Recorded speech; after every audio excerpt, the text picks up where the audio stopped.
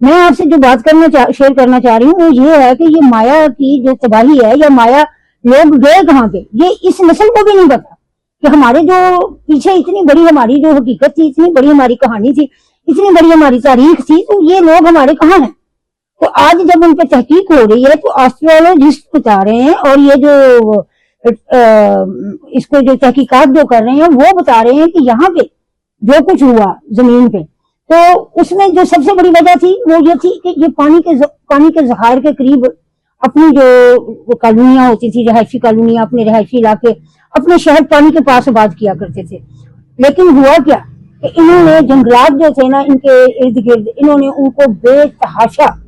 ان جنگلات کو بڑی تیزی سے ختم کیا، اور ان جنگلات کو ختم کر کے ان کی لکڑی کو اپنے محلات کے استعمال میں لے آئے، ان کی تعمیرات میں لے آئے، اور نئے جو جنگلات تھے ان کا انتظام ہی نہ کیا، جس سے بارشوں کا جو ان کا تسلسل تھا وہ کم ہو گیا، اور وہ کم ہوتے ہوتے ہوتے ہوتے وہ پانی اتنا گہرائی میں چلا گیا، جس کے آج بھی ثبوت ہے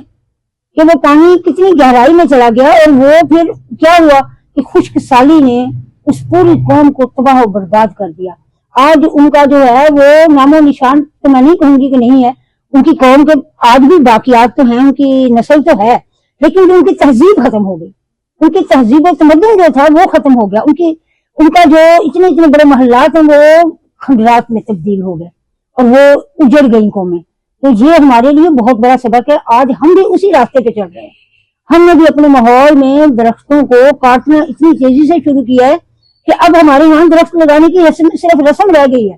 درخت کو پالنا جو ہے، اس کو جو پروان چڑھانا ہے وہ نہیں رہا۔ اب ہمیں تکلیف ہوتی ہے کہ ہم اتنی گنجان آبادیوں میں رہ رہے ہیں کہ اب ہمارے ہاں، ہمارے محلوں میں، ہمارے علاقوں میں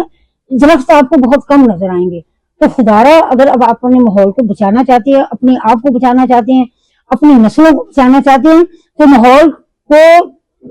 آپ نے ماحولیاتی جو تحفظ ہے اس کے لیے درختوں کا زیادہ سے زیادہ ان کو پالنے کا انتظام کریں۔ درخت لگا دیتے ہیں، پھر ان کو دیکھتا کوئی بھی نہیں، 2 لاکھ درخت لگا دیے، 10 لاکھ درخت لگا دیے، تو اگلے سال دیکھیں کتنے درخت بڑے ہوئے،